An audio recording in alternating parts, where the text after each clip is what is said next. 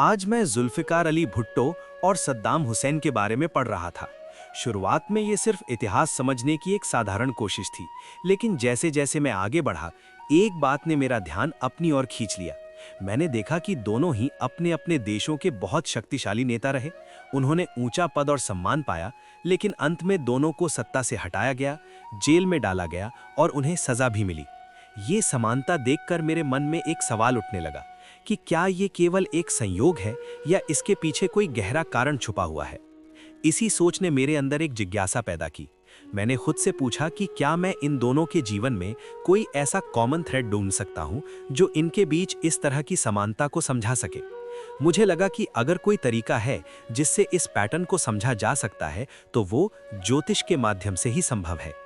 इसलिए मेरा ध्यान उनके चार्ट की ओर गया, क्योंकि मेरे पास यही एक साधन है जिससे मैं इस तरह के प्रश्नों के उत्तर खोजने की कोशिश कर सकता हूं। जैसे ही मैंने इस दिशा में सोचना शुरू किया, मेरे मन में कुछ मूल सिद्धांत स्पष्ट होने लगे। मैं जानता हूं कि छठा भाव और उसका स्वामी शत्रुओं, विवाद और कानूनी मामलों को दर्शाता है। आठवां भाव अचानक होने वाली घटनाओं, संकट और पतन को दिखाता है, और 12वां भाव जेल, बंदी जीवन और अलगाव से जुड़ा होता है। इसके साथ ही मैंने ग्रहों की भूमिका पर भी विचार किया।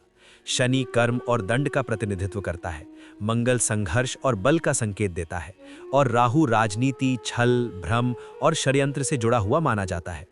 अब मेरे सामने एक दिशा बनने लगी। मुझे लगा कि यदि इन दोनों के जीवन में इतना समान परिणाम देखने को मिला है, तो निश्चित ही इन भावों और ग्रहों का कोई विशेष संबंध उनके चार्ट में सक्रिय हुआ होगा। शायद यही वो सूत्र है जिसे मैं समझना चाहता हूँ। उस समय मुझे ये महसूस हुआ कि मैं सिर्फ इतिहास नहीं पढ़ रहा हूँ, बल्कि एक ऐसे पैटर्न को समझने की कोशिश कर रहा हूँ जो दो अलग-अलग व्यक्तियों के जीवन को एक ही तरह से प्रभावित कर रहा है। और इसी सोच के साथ मेरी ये खोज शुरू हुई कि क्या मैं उनके चार्ट के माध्यम से उस कॉमन थ्रेड को समझ सकता हूँ जो इस समानता को स्पष्ट कर सके। इस खोज को आगे बढ़ाने के लिए सबसे पहले मैंने ये जानने की कोशिश की कि आखिर दोनों को कब गिरफ्तार किया गया और किन परिस्थितियों में उन्हें जेल भेजा गया। मुझे लगा कि घटनाओं का सही समय समझना बहुत जरूरी है, क्योंकि ज्योतिष में समय ही सबसे बड़ा आधार होता है। जब मैंने जुल्फ़िकार अली भुट्टो के बारे में देखा तो पता चला कि उन्हें 1977 में सत्ता से हटाया गया। 5 जुलाई 1977 को मोहम्मद जिया उल हक ने सैन्य तख्ता पलट किया और उनकी सरकार को हटा दिया। इसके बाद 3 सितंबर 1977 को उन्हें गिरफ्तार किया गया।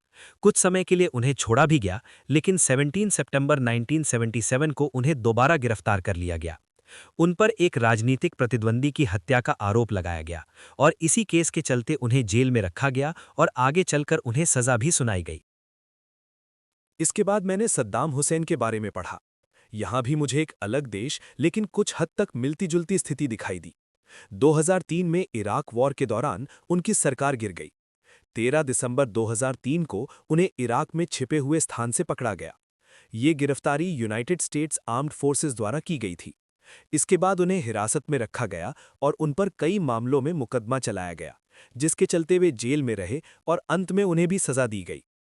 इन दोनों घटनाओं को पढ़ते हुए मुझे ये समझ आने लगा कि अलग-अलग देशों और परिस्थितियों के बावजूद घटनाओं का प्रवाह कुछ हद तक एक जैसा है।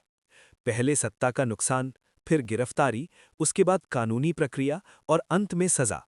यही वो बिंदु था जहां मेरी जिज्ञासा और बढ़ गई और मैंने सोचना शुरू किया कि क्या इन घटनाओं के पीछे ज्योतिष में भी कोई ऐसा ही समान पैटर्न दिखाई देता है। अब मैंने सोचा कि शुरुआत सद्दाम हुसैन के चार्ट से ही की जाए, क्योंकि उनकी गिरफ्तारी की तारीख स्पष्ट है और दशा भी समझ में आ रही है। जब मैंने ध्यान से देखा तो उस समय मंगल, राहु और शनि की दशा चल रही थी, और यहीं से पूरा चित्र धीरे-धीरे साफ होने लगा। सबसे पहले मेरी नज़र मंगल पर गई। मंगल छठे भाव का स्वामी होकर छठे भाव में ही बैठा है, और उसके साथ राहु भी है। छठा भाव शत्रु, विवाद और केस का होता है, इसलिए यहां से ये साफ संकेत मिल रहा है कि जीवन में संघर्ष और विरोधी बहुत मजबूत भूमिका निभाएंगे। राहु के साथ होने से ये संघर्ष साधारण नहीं रहता, बल्कि उसमें राजनीति, षड्यंत्र और अचानक घटनाएं जुड़ जाती हैं। इसके बाद मैंने देखा कि यही मंगल 12वें भाव को देख रहा है, जहां बुध बैठा है, जो लग्नेश का स्वामी है। इसका मतलब ये हुआ कि छठे भाव की ऊर्जा सीधे 12वें भाव यानी जेल और बंदी जीवन तक पहुंच रही है, और क्योंकि बुध लग्नेश है, इसलिए ये प्रभाव सीधे व्यक्ति के जीवन पर पड़ता है। यहाँ एक सीधा संबंध बन गया छठे और 12वें भाव के बीच। फिर ध्यान गया राहु पर, जिसका स्वामी भी मंगल ही है। इसका मतलब राहु भी उसी मंगल के प्रभाव में काम कर रहा है, जिससे छठे भाव की स्थिति और मजबूत हो गई। यानी शत्रु, विवाद और षड्यंत्र एक ही दिशा में काम कर रहे हैं, बिखरे हुए नहीं हैं। अब तीसरा महत्वपूर्ण ग्रह शनि है। शनि 8वें भाव का स्वामी होकर 10वें भाव में बैठा है और वहां से 12वें भाव को देख रहा है। 8वां भाव अचानक घटना, गिरावट और संकट का होता है, और जब उसका स्वामी 12वें भाव को देखे तो ये संकेत देता है कि अचानक परिस्थितियां व्यक्ति को जेल या बंदी स्थिति तक ले जा सकती हैं। जब मैंने इन सबको एक साथ जोड़ा तो एक बात बहुत स्पष्ट हो गई कि छठा, 8वां और 12वां भाव आपस में पूरी तरह जुड़े हुए हैं। मंगल, राहु और शनि तीनों ही किसी न किसी तरह इन भावों को एक्टिवेट कर रहे हैं। यही वो प्रॉमिस इन चार्ट है, यानी जन्म कुंडली में पहले से ही संकेत मौजूद है कि ऐसे घटनाक्रम संभव है।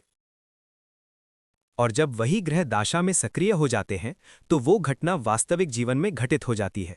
इसलिए यहाँ दाशा और चार्ट दोनों एक ही बात को दिखा रहे हैं। इस पूरे विश्लेषण से मुझे ये समझ आया कि ये केवल एक घटना नहीं थी, बल्कि एक ऐसा पैटर्न था जो पहले से चार्ट में मौजूद था और सही समय आने पर पूरी तरह से सक्रिय हो गया। फिर मेरे मन में एक और विचार आया। मैंने सोचा कि कहीं ऐसा तो नहीं कि मैं जैसे सोच रहा हूं उसी तरह से संबंध बना रहा हूं और इसलिए मुझे ये पैटर्न दिख रहा है। शायद ये सिर्फ एक संयोग हो। लेकिन फिर एक सवाल आया कि अगर ये सच में एक सिद्धांत है तो क्या ये किसी दूसरे चार्ट में भी उसी तरह काम करेगा? खुद को संतुष्ट करने के लिए मैंने तय किया कि मुझे इसे एक और उदाहरण पर परखना चाहिए। इसी सोच के साथ मैंने जुल्फ़िकार अली भुट्टो के चार्ट को देखना शुरू किया, क्योंकि उनकी गिरफ्तारी की तारीख पहले से मेरे पास थी। जब मैंने उस समय की दाशा देखी तो वो सैटर्न, मून और राहु चल रही थी। अब मैंने उसी दृष्टि से चार्ट को देखना शुरू किया जैसा मैंने पहले किया था। सबसे पहले शनि पर ध्यान गया। यह शनि 8वें भाव का स्वामी है और छठे भाव में बैठा है, जहां उसके साथ मंगल, केतु और शुक्र भी हैं। 8वां भाव अचानक घटना और गिरावट को दिखाता है, और जब उसका स्वामी छठे भाव में आता है तो ये संकेत देता है कि संकट, विवाद और शत्रुओं के माध्यम से सामने आएगा। मंगल के साथ होने से संघर्ष और टकराव और बढ़ जाता है, और केतु के साथ ये स्थिति अचानक और अनियंत्रित रूप ले सकती है। इसके बाद मैंने शुक्र को देखा, जो 12वें भाव का स्वामी है। शुक्र की दृष्टि 12वें भाव पर जा रही है, जो जेल और बंदी जीवन का संकेत देता है। इसका मतलब ये हुआ कि छठे भाव में बैठा ये पूरा समूह किसी न किसी तरह 12वें भाव को सक्रिय कर रहा है। अब सबसे महत्वपूर्ण बात ये दिखी कि 12वें भाव में राहु और चंद्रमा बैठे हैं। राहु यहाँ फिर से षड्यंत्र, राजनीति और उलझन को दिखा रहा है, और चंद्रमा के साथ होने से मानसिक तनाव और स्थिति की अस्थिरता भी जुड़ जाती है। जब मैंने इन सभी बिंदुओं को जोड़ा तो यहाँ भी वही पैटर्न सामने आया जो पहले चार्ट में देखा था। छठा भाव, 8वां भाव और 12वां भाव फिर से आपस में जुड़े हुए हैं। शनि, राहु और अन्य ग्रह मिलकर उसी दिशा में काम कर रहे हैं। अब मुझे धीरे धीरे ये समझ आने लगा कि ये सिर्फ मेरी सोच नहीं है, बल्कि वास्तव में चार्ट में एक स्पष्ट संबंध मौजूद है, और जब वही ग्रह दाशा में सक्रिय होते हैं तो वो घटना जीवन में घटित होती है। इस दूसरे चार्ट को देखने के बाद मेरी शंका काफी हद तक दूर हो गई।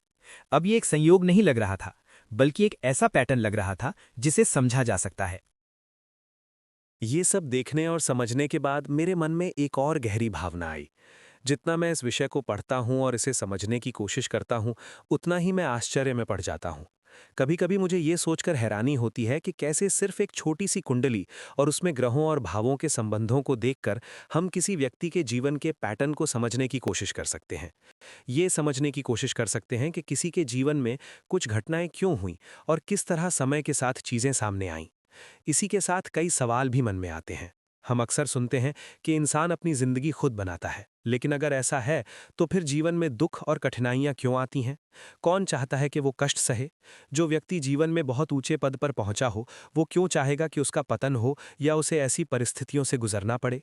ऐसे कई प्रश्न मेरे मन में आते रहते हैं। सच कहूं तो मुझे नहीं पता कि जीवन में इन सभी सवालों के उत्तर मुझे मिल पाएंगे या नहीं, लेकिन एक बात जरूर है, मेरे पास इस विषय का बहुत छोटा सा ज्ञान है और मैं जो भी पढ़ रहा हूं उसे सिर्फ समझने और परखने की कोशिश कर रहा हूं।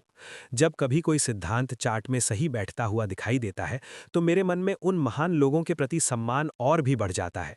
ये सोचकर ही आश्चर्य होता है कि प्राचीन समय में हमारे ऋषियों और विद्वानों ने इतनी गहरी बातों को कैसे समझा और व्यवस्थित किया होगा। मेरे लिए ये आज भी एक रहस्य जैसा है कि उन्होंने बिना आधुनिक साधनों के इतना विस्तृत और गहरा ज्ञान कैसे बनाया।